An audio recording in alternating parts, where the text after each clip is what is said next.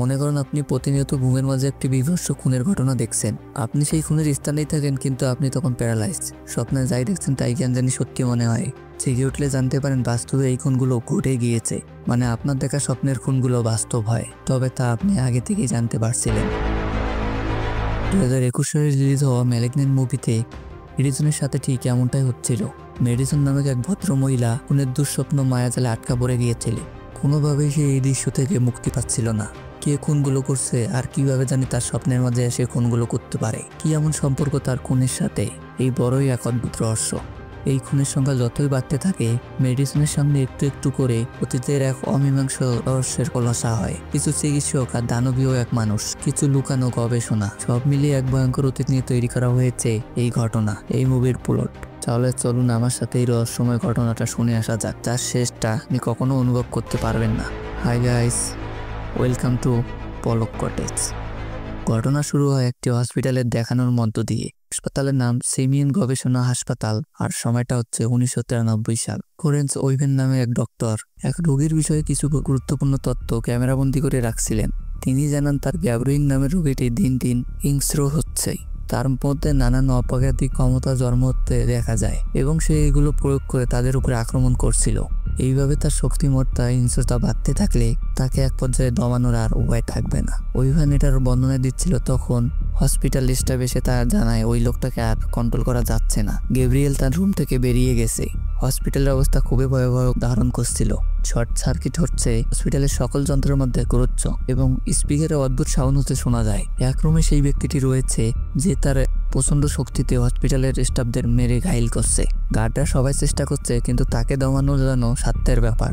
ওইবারের চেষ্টায় একটি তীব্র সেডেটিভ মেডিসিন তার উপরে ছুঁড়ে মারা হলো। ব্যক্তিটি অজ্ঞান হয়। চারদিকে দেখলেই মনে হয় কিছু ডক্টর তার আক্রমণের শিকার হয়ে মরে পড়ে আছে। তাদের এই বিভৎস ঘটনায় প্রমাণ করে দিচ্ছে ব্যক্তিটি কি ধরনের ক্ষমতাকর এবং হিংস্র হয়েছে। অজ্ঞান থাকা অবস্থায় তাকে টেনে চেয়ারের সাথে বাঁধা হলো। ডক্টর ওইভান সকল ডক্টরকে জানিয়ে দেয় এই ছেলে এক বিধ্বংসকারী কালপিটের রূপ নিয়েছে। তাদের এখনই সময় হয়ে গেছে এই ক্যান্সারটিকে কেটে ফেলে তাদের ইতি টানা দরকার। ওপাশের ব্যক্তিটি তার সোনার মতোই জেগে উঠেছিল। সে প্রচন্ড পরিমাণ গুদের সাথে এবং রেডিওতে তার কথা প্রচার করে দেয়, পরে সে সকলকে হত্যা করবেই। ডক্টররা একদমই অবাক। ব্যক্তিটি শুধু শারীরিক শক্তিতেই নয়, এমন কিছু শক্তি তার মাঝে জন্ম নিয়েছে, সে যন্ত্র সামগ্রিক তার নিজ কন্ট্রোলে নিয়ে এসে কন্ট্রোল করতে পারে। অর্থাৎ তার মাঝে বিশেষ শক্তি বা সুপার পাওয়ারের বৈশিষ্ট্য রয়েছে। এরপর সিন চেঞ্জ হয়। প্রায় 25 বছর পার হয়েছে। আমরা এক মহিলার সাথে পরিচয় হই, তার নাম হলো মেডিসন।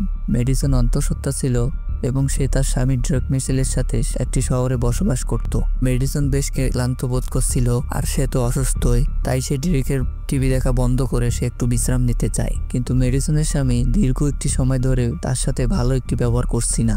এই নিয়ে অনেকবার মেডিসনের গর্ভপাত ঘটেছিল, আর বাচ্চা মরে যাওয়ার কারণের জন্য ড্রেক গর্ভদায় দায়ী করে থাকে মেডিসনকে। এইখানে সামান্য টিভি বন্ধ করায় নিয়ে ড্রেক মেডিসনের উপরে চড়াও হয়, তর্ক চলে। এক পর্যায়ে ড্রেক সজোরে মেডিসনের মাথা দেয়ালে ঠোকে দেয়। এটা সে রাগের বশে করে ফেলেছে, তাই সে পরক্ষণে তার ভুলটা বুঝে মেডিসনের কাছে ক্ষমা চায় এবং সে বলে সে চেষ্টা করছে নিজেকে বুঝতে দেওয়ার এবং সে অনেক সময় তাকে নিয়ন্ত্রণে আর রাখতে পারে না। যখনই সে এমন কিছু ঘটে ফেলে সেটা করতে চায় না। আঘাতটা বড়সড় হয়েছিল, কেননা মেডিসনের মাথা থেকে রক্ত ঝরতে দেখা যায়। অভিমানে মেডিসন দরজা লাগিয়ে দেয়, আর ওই রাতে সে একাই ঘুমাচ্ছিল। অন্যদিকে ড্রেক নিচতলায় সোফায় ঘুমাচ্ছিল। সে হঠাৎ রান্নাঘর থেকে কিছু শব্দ শুনতে পায়। গিয়ে দেখে মিক্সার ব্লেন্ডার চলছিল, একা একাই ফ্রিজ খুলে যাচ্ছে, এরকম ব্যাপার। গেস্ট রুমে টিভি চালু হয়ে গিয়েছিল। দেখা যায় কেউ একজন টিভি দেখছে, কিন্তু ড্রিক বাতি জ্বালাতে সেটা উধাও হয়ে যায়। ড্রিক লক্ষ্য করে এখানে অদৃশ্য কিছু একটা বসেছিল, তার নমুনা দেখা যায়। ড্রিক তখন বাসার আশপাশে লক্ষ্য দিচ্ছে, কিন্তু দেখা যায় তার পেছনে কালো ছায়ার মতো কিছু একটা দাঁড়িয়ে রয়েছে। সে ড্রিকের উপরে আক্রমণ করে। পাশাপাশি মেডিসনেরও ঘুম ভেঙে গিয়েছিল।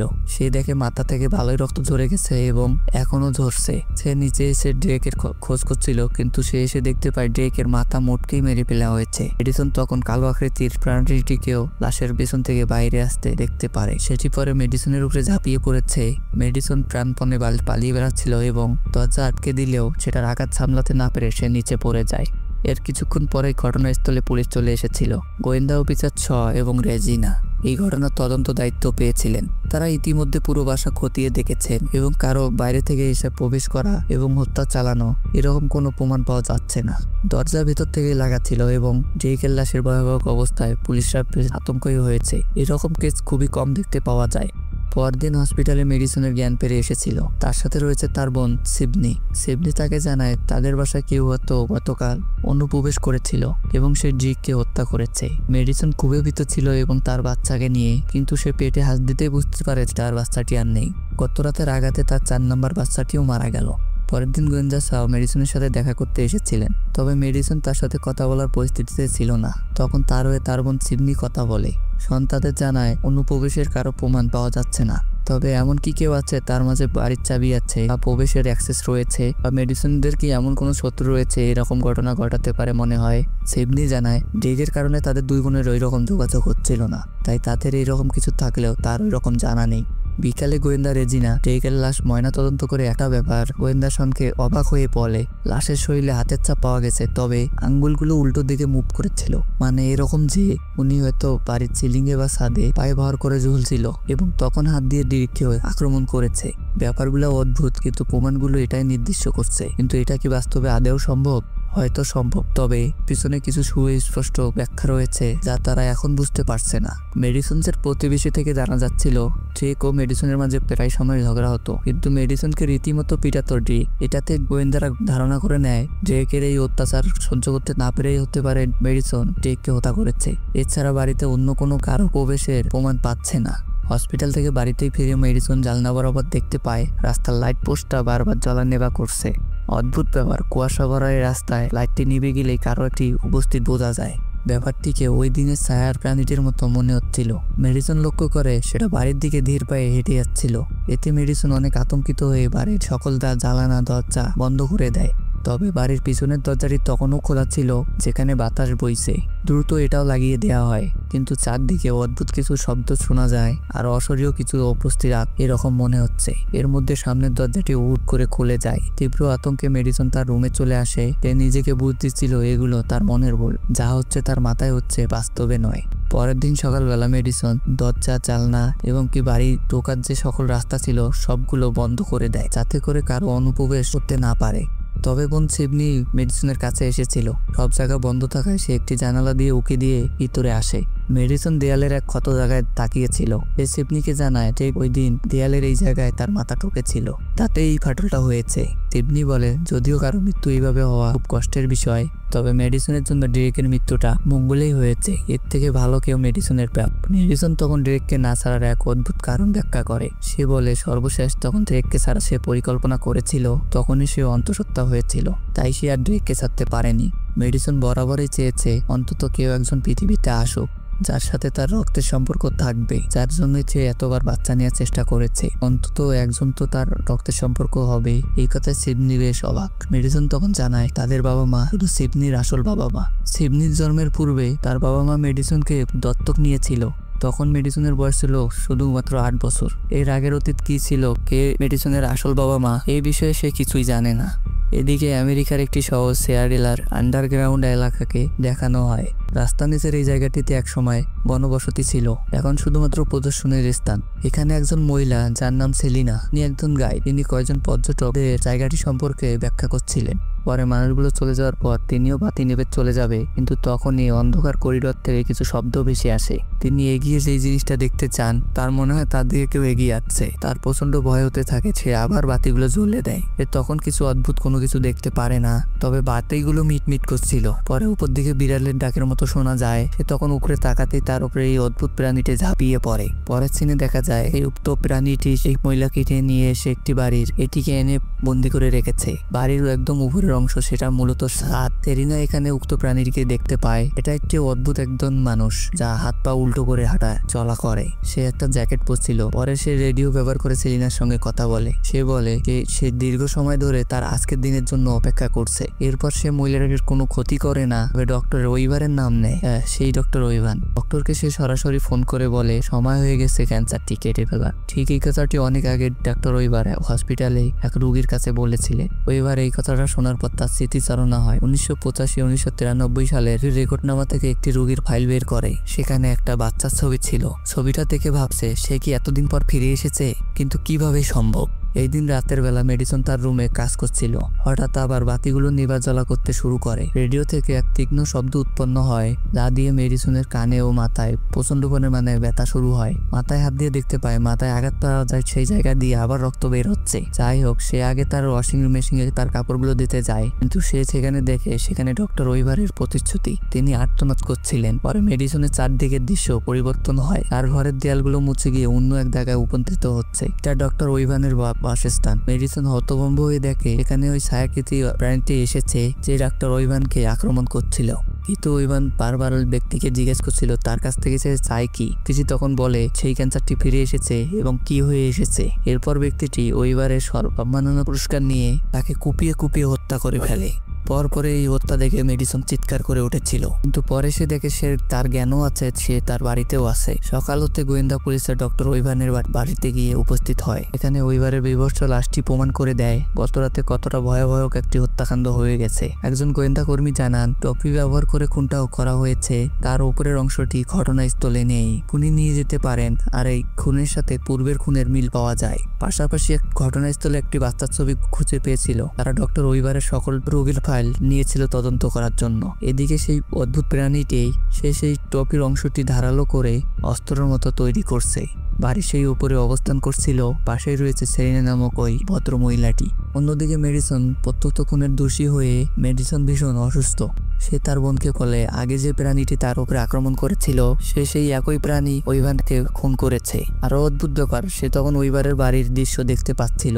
তার বাড়ির সকল কিছু পরিবর্তন হয়ে ওয়েভারের বাড়ি পরিণত হয়। তখন সে খুনটা হতে দেখতে পেরেছে। এইদিকে ডক্টর ফিলস নামে আরেকটি ডক্টরকে দেখানো হয়। তিনিও ওই একই হসপিটালে কর্মরত ডক্টর ছিলেন। ডক্টর ওয়েভারের খুনের ঘটনা শুনে খুবই বিচলিত। তিনি সেখান থেকে চলে যাওয়ার প্রস্তুতি নিচ্ছিলেন। তবে তিনি ওই রাতে তার বাড়ির জানালা খোলা অবস্থায় পায়। সেখানে পানি পড়ে রয়েছে আর পানিতে পায়ের ছাপ রয়েছে। এই পানির ছাপ বাড়ির ভিতরে চলে গিয়েছে। সে আলো চালিয়ে ভেতরটা দেখে এবং সে বিছানায় ঘুমাতে যায়। তবে জানালাটা দেখার সময় ওই প্রাণীটিকে তার পিছনে লক্ষ্য করা গিয়েছে। অন্যদিকে মেডিসন রাতে ঘুমাচ্ছিল। তবে হঠাৎ রাতে তার চোখ খুলে ওই ভিক্টরকে তার পাশে দেখতে পায়। দেখা মাত্র সে ভীষণভাবে আতঙ্কিত। তারপর ঘটে ওই প্রাণীটির আগমন। এখানে প্রাণীটির ভালোভাবে আকার বোঝা যাচ্ছিল এটা একটা মানুষই, কিন্তু তার সবকিছুই উল্টো। হাত পা সবই বাঁকা, তার সবকিছুই উল্টো দিকে করে। পূর্বের মতো মেডিসনের বাড়ির রূপ বদলে ভিক্টরের বাসায় রূপ নিয়েছিল। এরপর প্রাণীটি তার অস্ত্র ব্যবহার করে নৃশংসভাবে ভিক্টরের মৃত্যু ঘটায়। এখানে মেডিসন এক পলক প্রাণীটির মুখ দেখেছিল, তবে সেটা খুবই কুৎসিত। এটা দেখে মেডিসন খুবই চিৎকার করে জেগে ওঠে। জিবনি এসে শুনে সে আবার ওই উক্ত প্রাণীটিকে খুন করা অবস্থায় দেখতে পেরেছে, তার মুখও দেখেছে। তবে এবার অবহেলা না করে তারা সরাসরি থানায় এসে উপস্থিত হয়। গোয়েন্দারা সবকিছুই শুনছিলেন, যেহেতু তারা ওই খুনের বিষয়ে কথা বলতে এসেছিল।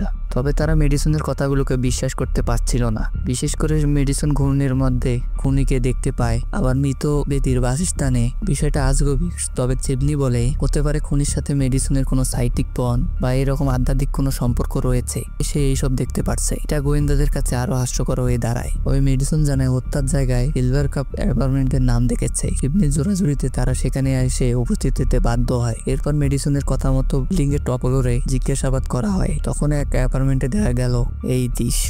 ডক্টর ভিক্টরের বিভৎস লাশ এই অ্যাপার্টমেন্টে পড়ে আছে। এরপর মেডিসনের বর্ণনায় উক্ত খুনির স্কেচ তৈরি করা হলো, কিন্তু তাকে ভৌতিক কমিক ক্যারেক্টারের মতো মনে হয়। তাই গোয়েন্দা রেজিনা তাই এটাকে অতটা গুরুত্ব দিচ্ছিল না। দিকে মেডিসন ওয়াশরুমে এসেছিল, কিন্তু সেখানে তার আবার মাথা ব্যথা শুরু হয়। পরে বাতিগুলো জ্বলা নেভা করে এবং অপরিচিত একটি নাম্বার থেকে তার ফোনে কল এসেছিল। অপর পাশের ব্যক্তিটি তাকে এমিলি বলে ডাকে। আওয়াজ শুনেই মেডিসন বুঝে গিয়েছিল এটা সেই ব্যক্তি। মেডিসন তখন তাকে বলে তার নাম তো এমিলি নয়, তাহলে কেন সে ডাকছে আর ব্যক্তিটির পরিচয় কি? তখন ব্যক্তিটি জানায় তার এই মেডিসন নাম তার সৎ বাবা মা দিয়েছে, আসল নাম হচ্ছে এমিলি। আর ব্যক্তিটিকে মেডিসন ভালোভাবেই চেনে এবং জানে। ব্যক্তিটি বলে মেডিসনের সৎ বাবা মারা অতীতে ভুল বুঝিয়েছিল যে ব্যক্তি শুধু তার কল্পনা, যা বাস্তবে কোনো অস্তিত্বই নেই। তা একসময় মেডিসন মেনে নিয়ে তাকে একসময় ভুলে যায়। ব্যক্তিটি অনেক ক্ষোভের সাথে বলে সে এবার ফিরে এসেছে। যারা মেডিসন তাকে দূরে রেখেছে তাদের এই কাজের ভয়াবহতা পরিণতি দিয়ে ছাড়বে। এটা শোনার পর মেডিসন বলে গ্যাব্রিয়েল এসব করিও না, এ বলে চিৎকার দেয়। মেডিসন হঠাৎ করে গ্যাব্রিয়েল বলে ডেকে ওঠে, কিন্তু তার নাম কিভাবে পেলো বা কিভাবে মনে করলো তা সে জানে না। তাদের মধ্যে কি এমন সম্পর্ক থাকতে পারে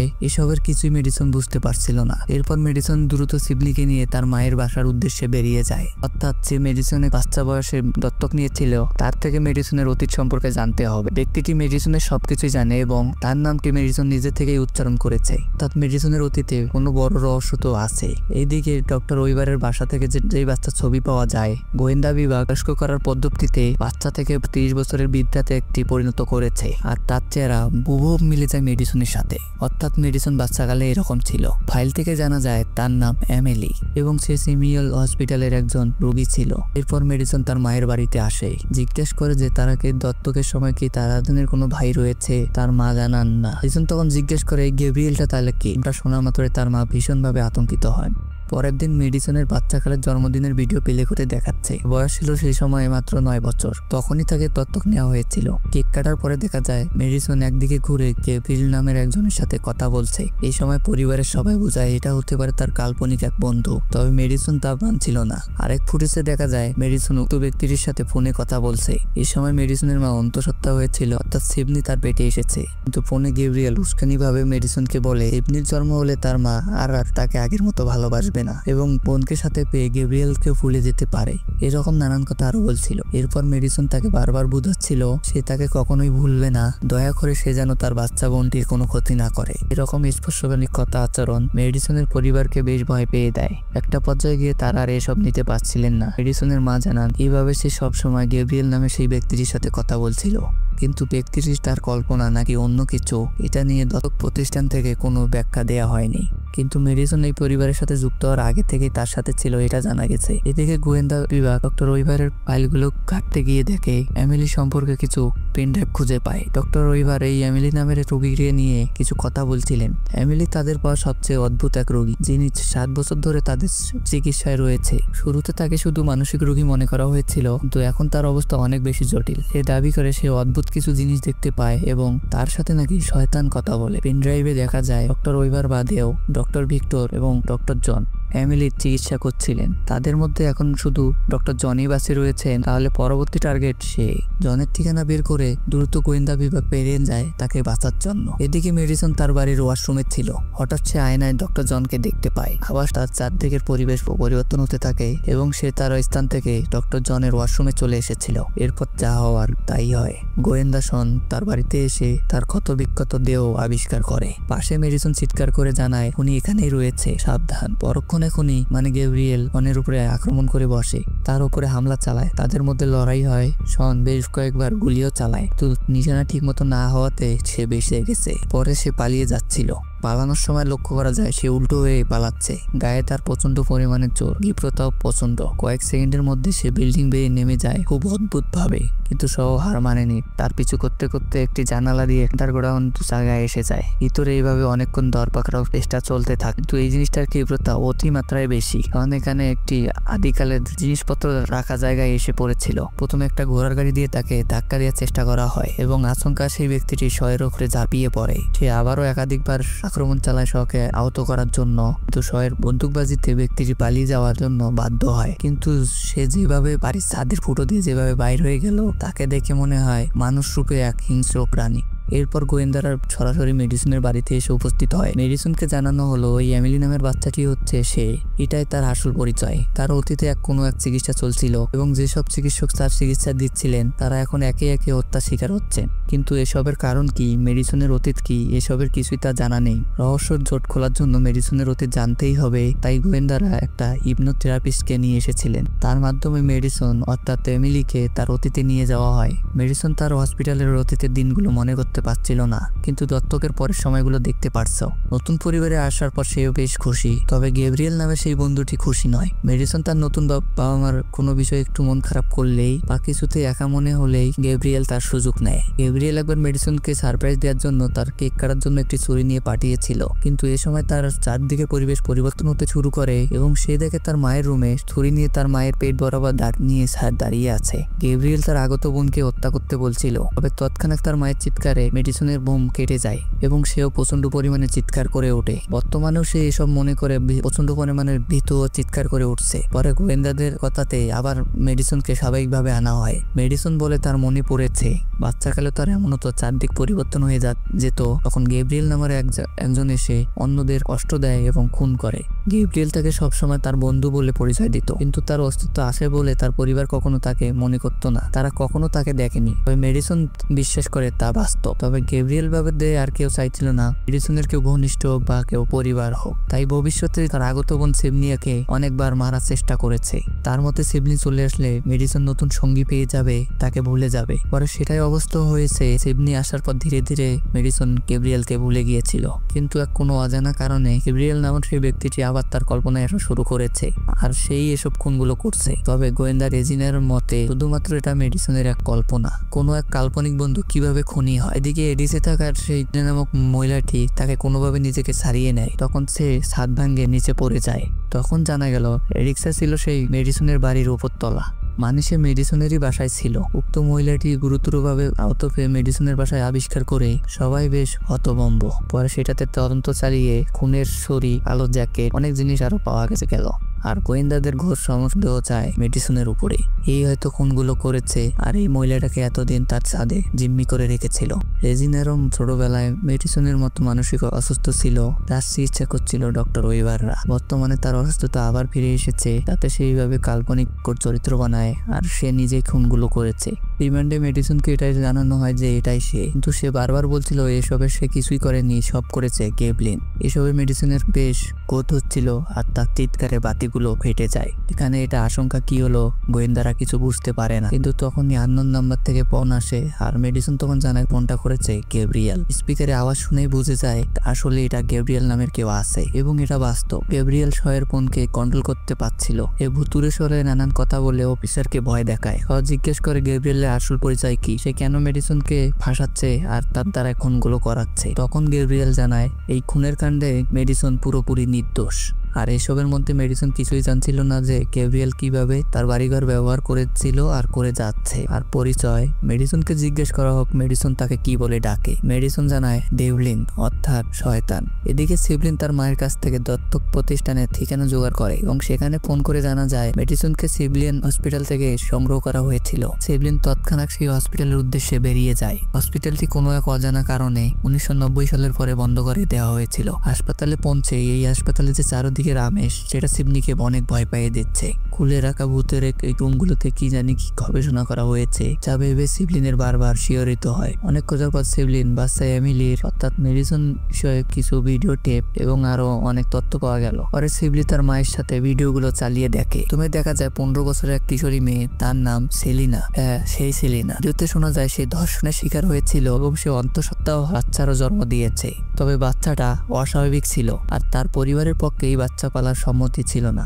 তাদের মতে এই বাচ্চাটি অবৈধ, শুভকর কিছু হতে পারে না। পরে বাচ্চাটিকে সিমিয়ন গবেষণা হাসপাতালে দিয়ে দেওয়া হয়েছিল সেরিনা। এই বাচ্চাটি হচ্ছে এমিলি বা মেডিসন। পরে তাকে দত্তক নেয় সিবনির বাবা মা, কিন্তু তাদেরকে জানানো হয়নি যে সেলিনা এই কারণে তাদের বাচ্চাটি দিয়েছে। পরে আরেকটি ভিডিওতে দেখা যায় 7-8 বছরের মেডিসন, সে কিনা অনেক ভীত এবং আতঙ্কিত। ডক্টর ওইভান তার এই রহস্যময় রোগীর কিছু সাক্ষাৎকার নিচ্ছে। তাকে জিজ্ঞেস করা হয় মেডিসন এত বেশি হিংস্র হয়ে যাচ্ছে কেন।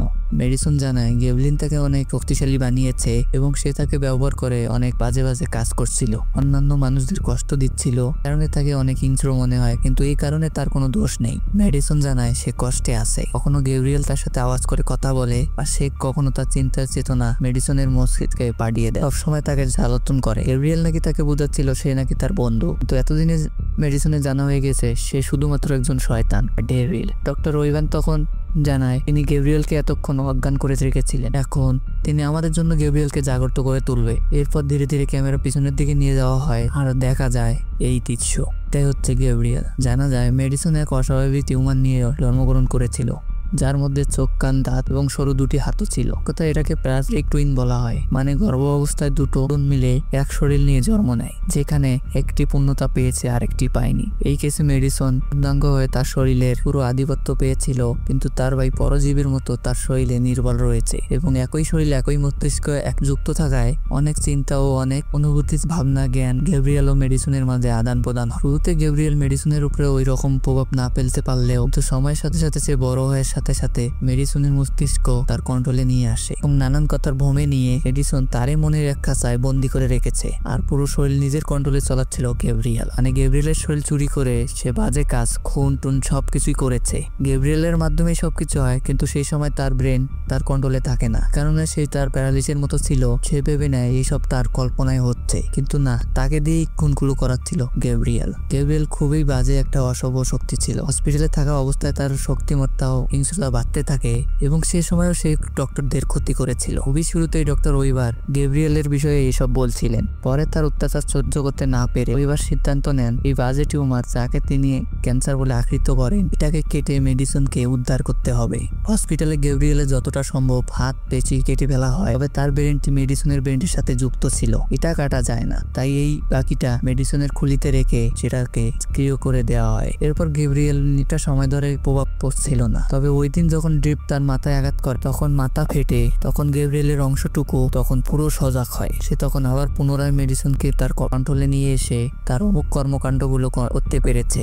এদিকে মেডিসনকে আপাতত থানায় আটক করে রাখা হয়েছে, কিন্তু সেখানে কিছু মহিলা অপরাধী রয়েছে যারা মেডিসন থেকে অহেতু কারণ ছাড়া বারবার তাকে উত্ত্যক্ত করে যাচ্ছে। একটা পর্যায়ে তারা মেডিসনকে পেটানো শুরু করে, আর এটাই বড় কাল হয়ে দাঁড়ালো। গ্যাব্রিয়েল অনেক ঘুরোতে মেডিসনের মাথার থেকে বের হয়, তার দেহের পুরো নিয়ন্ত্রণ তখন গ্যাব্রিয়েল নিয়ে নিয়েছে, আর মেডিসন এখানে নিষ্ক্রিয়। পরে সে হাত পা বাঁকা করে নিয়ে সেই অপরাধীদের মারতে শুরু করে। তুগরান মহিলা ওখানে, কিন্তু তার হিংস্রতা এবং শক্তির মধ্যে আছে এতটুকু, তার সাথে লড়াই করে ওটা দূরে থাক, তাদের জীবন বাঁচানো নিয়ে বড় দায় হয়ে উঠেছে। হাত পা ভেঙে দিয়ে হাড় মোটকি পরিস্থিতি পুরো রণক্ষেত্রে শুরু হয়। একজন পুলিশ পরিস্থিতি সামলাতে আসছিল, তার গুলি অপেক্ষা করে তাকে হত্যা করা হয় এবং তার থেকে চাবি নিয়ে গ্যাব্রিয়েল জেল থেকে বেরিয়ে গিয়েছিল। এদিকে সিপনি অফিসার শকে ফোন দিয়ে মেডিসনের সব ঘটনা খুলে বলে। জানানো হয় মেডিসনের মা হচ্ছে ওই মহিলা সেলিনা, তাকে ওই দিন তার বাসায় পেয়ে পাওয়া গিয়েছিল। তাকে যেভাবে হোক তাকে তাদের বাঁচিয়ে রাখতে হবে, কেননা তার মাধ্যমে এই বিষয়ে জানা সম্ভব। পরক্ষণে সহ জানতে পায় থানায়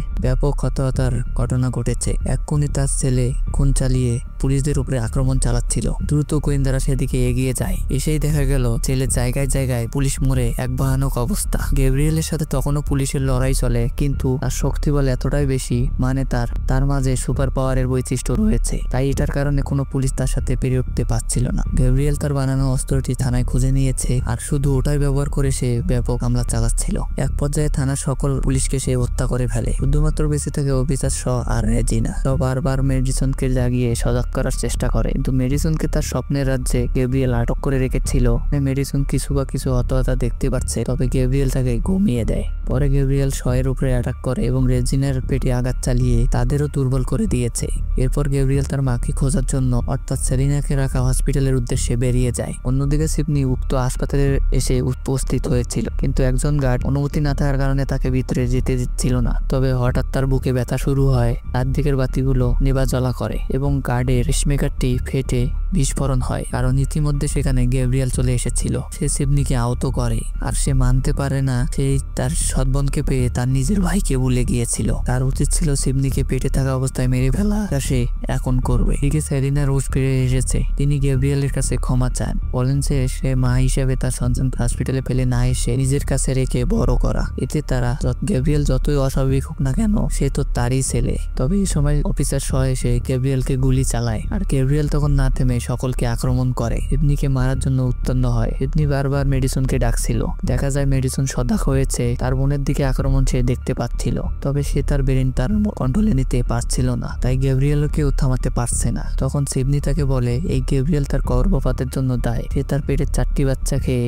সে তার শক্তিমত্তা বাড়িয়ে এই পর্যায়ে আসতে পেরেছে। বাচ্চাগুলো নষ্টর কারণ মেডিসন গ্যাব্রিয়েল। এটা জানার পর মেডিসন প্রচন্ড পরিমাণে অভিমান নিয়ে তার ব্রেনটে চাপ দেয়। এরপর গ্যাব্রিয়েলের চারদিক পরিবর্তন হতে হতে এক কল্পনার জগতে নিত হয়। এখানে গ্যাব্রিয়েল আর মেডিসন মুখোমুখি হয়ে দাঁড়িয়েছে। মেডিসন বলে এই ব্রেন আর এই শরীর সবই হচ্ছে তার, সেটা এখন সে ফিরিয়ে নিয়ে যাবে। এতদিন যে পদ্ধতিগুলো ব্যবহার করে গ্যাব্রিয়েল মেডিসনকে ঘুম পাড়িয়ে দিয়েছিল, পনেরো রাত্রে ঘুমটাসা করে রেখেছিল, সেভাবে সেই গ্যাব্রিয়েলকে আটক করে রাখবে। গ্যাব্রিয়েল তখন আর শরীরের নিয়ন্ত্রণ নিতে পারে না। মেডিসনের ব্যাপক চেষ্টা ও ইচ্ছায় গ্যাব্রিয়েলের চারদিকে একটি কারাগার তৈরি হয়ে যায়। সেখানে মেডিসন তাকে কয়েদি আটকে দিয়ে যায়। যাওয়ার সময় এটাও বলে আবার গ্যাব্রিয়েলের মুক্তি মিললে সে আবার তাকে দমানোর জন্য প্রস্তুত থাকবে। অর্থাৎ মেডিসন তার পুরো ব্রেন তার কন্ট্রোলে নিতে পারছিল। এরপর মেডিসনের মাথা পুরো আগের অবস্থায় ফিরে যায় ও সে তার শরীরে জেগে ওঠে। সে সিডনিকে ধরে ক্ষমা চাচ্ছিল এবং সুন্দর কিছু কথা তাকে বলে শোনায়। সে বলে সে রক্তের সম্পর্কের পিছনে সারা জীবন দৌড়ে চলেছে,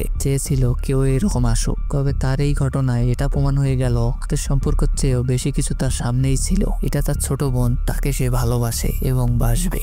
এখানেই মুভিটি শেষ হতে পারত, হলেই ভালোই হতো, কিন্তু না, পরিচালক এমনটা করেনি। দেখা যায় একটা টেবিল ল্যাম্পে সার্কিট হচ্ছে, মানে গ্যাব্রিয়েল দমেনি। সামনে হয়তো পারে এই মুভির আরেকটি পর্ব আসতে পারে, সেখানে হয়তো বা গ্যাব্রিয়েলকে নিয়ে আরো ঘটনা দেখানো হবে, হয়তো আরো কোনো রহস্য জানা যাবে। হাসপাতালের বিষয়ে এখনো অনেক কিছু জানা বাকি। ভিডিওটা ভালো লেগে থাকে একটা লাইক এবং কমেন্টে মতামত জানাবেন।